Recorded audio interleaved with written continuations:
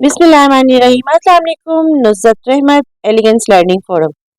आज से हम एक सीरीज पे कुछ प्रोग्राम करेंगे। उसमें जो हमारा मेजर टॉपिक होगा वो आपसे वो एग्जांपल्स शेयर करना जिसमें पता चले कि मेंटल हेल्थ इंसान के लिए कितनी अहम है।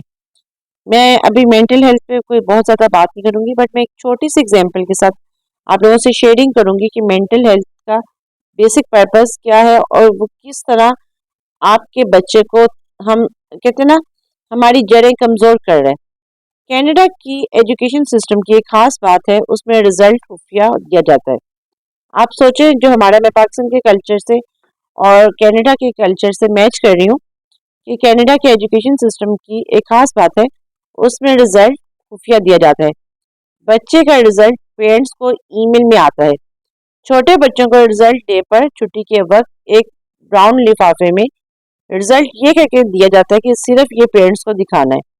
क्लास में किसी बच्चे को दूसरे बच्चे का ना रिजल्ट पता होता है और ना ही ग्रेड कोई पोजीशन दी जाती है। शायद इसी वजह से बच्चों की जो नफ्सियात है, जो उनकी साइकी है, उसमें एक दूसरे से मुकाबलाबाजी और ग्रेड की कश्मकश नहीं होती। हमारे यहाँ बदकिस्मती से हम बहुत फखरिया तरीके से इवन इन हम टीचर्स को भी ये कहा जाता है कि जी आप क्लास में रिजल्ट अनाउंस करें, जिसके कुछ हद तक मैं खुद भी अगेंस्ट हूँ कि वाई, हर बच्चा सेम नहीं होता, हर बच्चे की साइकी सेम नहीं होती।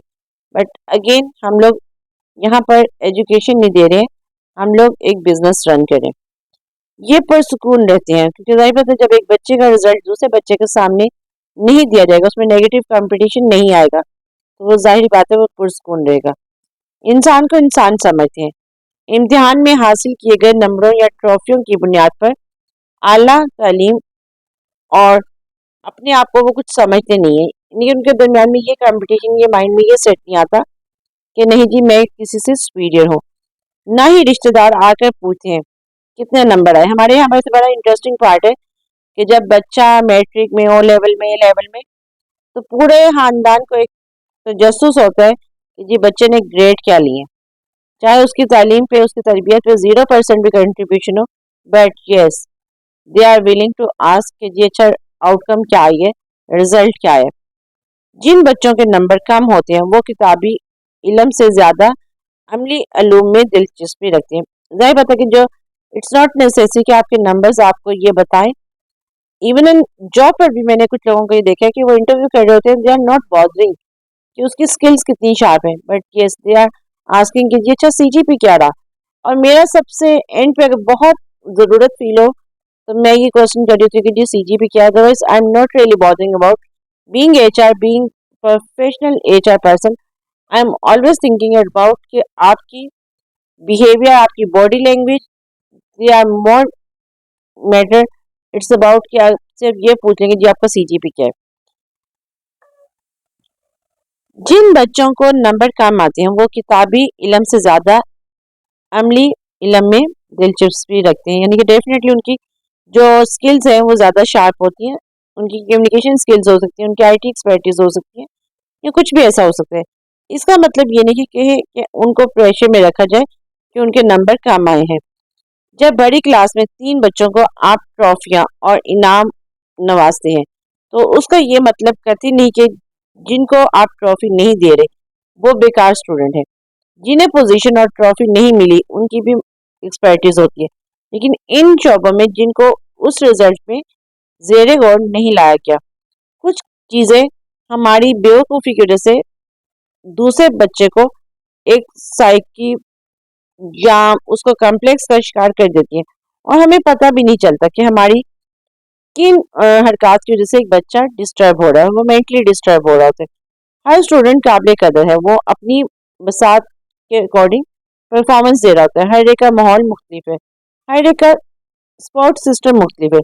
जिस लड़की ने अपने घर का सारा काम काज करके पढ़ने बैठे हैं, उसका मुआवजा उससे नहीं किया जा सकता जिस पर काम काज का कोई बोझ नहीं है। जिस लड़के को घर की जिम्मेदारियों के साथ पढ़ना है, उसके हालात उससे मुख्तलिफ होंगे। जिसको सिर्फ एक लाइक कोई फाइनेंशियल प्रेशर नहीं है, कोई इमोशनल प्रेशर नहीं है, तो ऑफकोर्स उसकी ऊपर कोई बर्डन नहीं है, तो उसका रिजल्ट कुछ और होगा। आप सबने प्रेशर लेते बगैर अपने काम को ईमानदारी से करना है। फर्स्ट सेकंड थर्ड जस्ट एक नंबर है।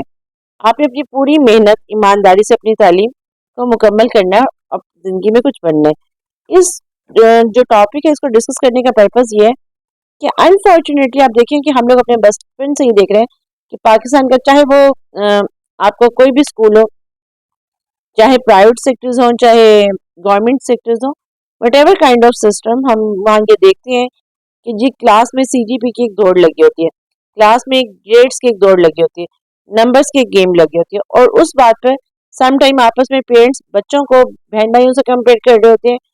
बच्चों को आप जो जिसका नंबर कम आते हैं उसको डिग्रेड किया जाता है, उसको इंसल्ट किया जाता है। बट यहाँ पर भी मैं एक छोटी सी एग्जांपल अपनी मामा की शेयर करूंगी। मामा के साथ हमेशा जो बहुत कम्युनिकेशन रही, वहाँ मैंने एक ये चीज़ भी लर्न की कि मामा ने कभी भी एक बच्चे का रिजल्ट दूसरे बच्चे के साथ कंपेयर नहीं किया था। आपका जो मर्जी रिजल्ट आए, जैसे मर्जी एग्जाम्स हो, शी ऑलवेज सेड कि नहीं आपने बेटा अपना बेस्ट किया, जो भी रिजल्ट आएगा उसको एक्सेप्ट करना है। तो हमारे यहाँ आप देखिए वही बच्चे कामयाब होते हैं जिनकी मेंटल ग्रूमिंग होती है, जिनकी मेंटल स्ट्रेंथ अच्छी होती है, जिनके पेरेंट्स उनको किसी नंबर की दौड़ में नहीं लगाते। तो हम सबको भी सोचना है और हम सबको अपने बच्चों को इन सब चीज़ों से महफूज करके एक कामयाब, एक अच्छा इंसान बनाना है।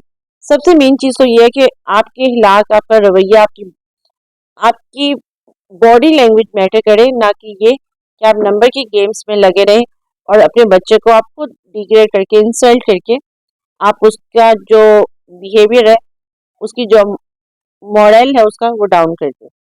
ज़रा सोचिए, समझें और इस पे गौर कीजिए। Thank you.